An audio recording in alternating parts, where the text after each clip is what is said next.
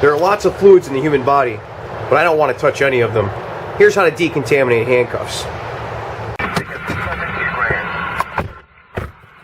Alright man, take a seat, buckle up.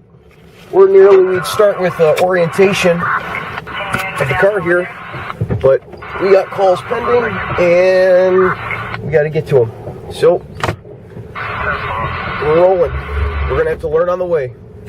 Alright, today I set the car up. So the process of decontaminating handcuffs starts when you take the cuffs off of whoever you put them on. Whether they bled on them or somebody spat on them or somebody has crapped themselves or pissed themselves and it's gotten on your handcuffs or potentially gotten on your handcuffs. What you want to do is use rubber gloves, which I've always told you, and once you get the cuffs off, put the cuffs in the middle of your hand, grab the gloves, not all the way at the edge because you don't want to get all over yourself, but in the middle right by your wrist, and wrap the cuffs in the glove, and then wrap it in the other glove. This will create a barrier that you can keep with you until you can get it to somewhere where you can decontaminate them. So there's lots of products out there on the market that you can buy, foamy Q&A and all sorts of things that are anti-fungal, antivirus, anti-everything.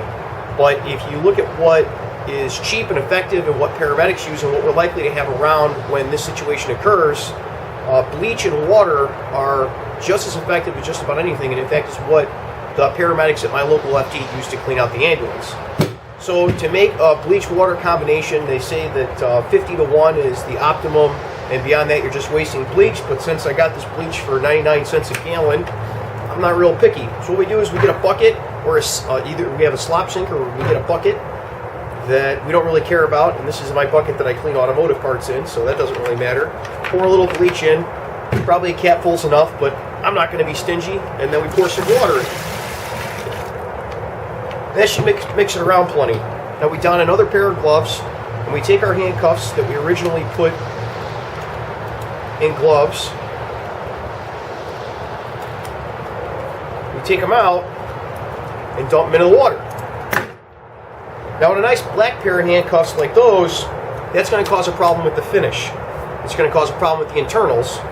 But if you do this long enough, you're going to end up cutting a pair of handcuffs off of somebody, and your alternative is either buy a new set of handcuffs or deal with the Hep C, AIDS, Hep B, or whatever other gonorrhea syphilides your last arrestee had. So we wait 30 minutes about to make sure it gets in all the nooks and crannies and give it enough time to kill all of the crap that's on them. And then we come back and take the water off. So it's been 45 minutes, and well, I said 30 minutes, but it ended up being 45 minutes because that's how long an episode of Star Trek Deep Space Nine is, and I kind of got caught up. And we come back, change to a new set of gloves. We've thrown out the old set because we don't want to get blood all over it. Just, gloves are cheap. They give them to me free, so gloves are cheap. Change them out a lot, even if you have to buy your own. We go in and we get our gloves out of the bleach water, and we're going to blot them dry.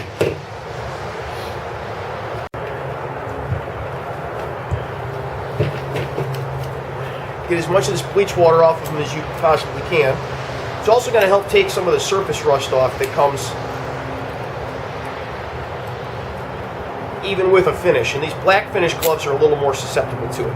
Although these are 15 years old and they still work, so I can't complain too much. You want to make sure you open the bows of the handcuffs and get as much off as possible. Get as much off of the chain as possible because you don't want them freezing up on you. Now to keep them from freezing up on you,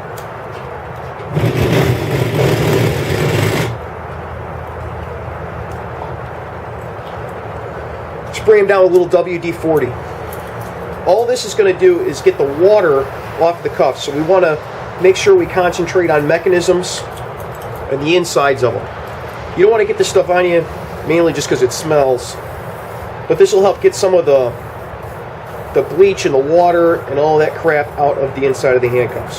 So we'll fire in all the lock mechanisms.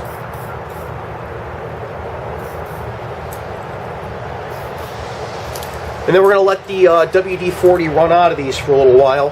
We're going to blot it and let it run out as long as possible before we lube them.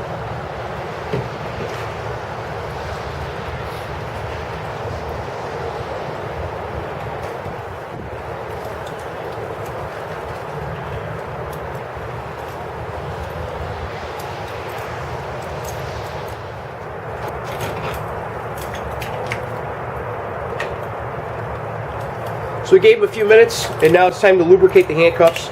If you try to do your general handcuff function test, which is just take one finger and push it through and see if the cuff comes back around. It comes around, but it doesn't go all the way through. Sometimes it doesn't lock at all. So I prefer rem oil, but it's mainly just because I have it laying around from shotguns and rifles and stuff and gun cleaning. You could use any type of penetrating oil on these. The key is you want the oil that you use to be thin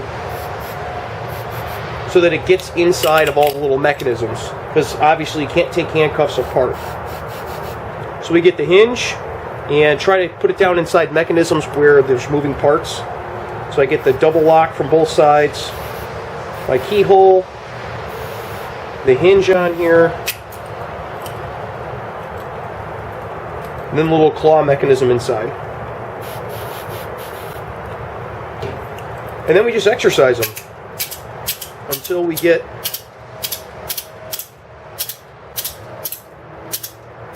cuffs that are pretty reliably running all the way home. See that? We want that cuff to be running all the way home when we slip it around, so that when we put it on somebody's hand in a hurry, it goes in and locks tight. We can always adjust it later. There we go. Nice, reliably running home. That's what we want to see. Of course, we're going to clean all the excess oil off of these.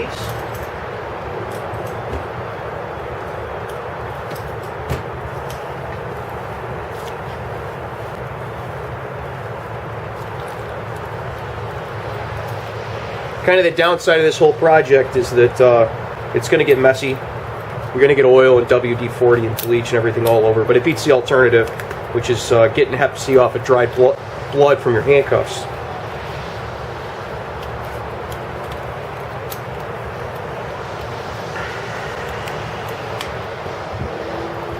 Now we can do a quick function test on the cuffs.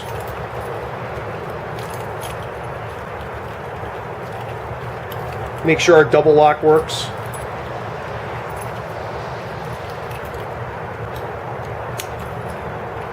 Double lock works. Make sure it unlocks properly before we go putting them on people. Unlock works. We do that on both cuffs. Double lock it. Yep. Doesn't move in, doesn't move out.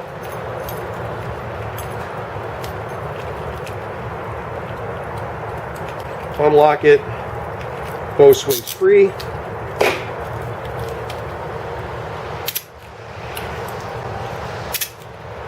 That one's extra good.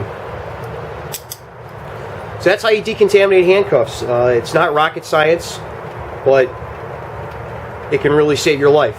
You know, there's a lot of nasty bugs that people carry around on them, and it's not always dirty people. Sometimes the cleanest people that you see have Hep C.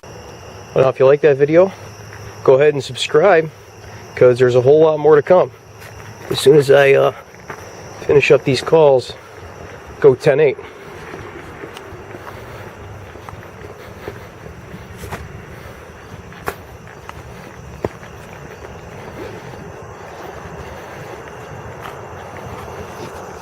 County 291. 291.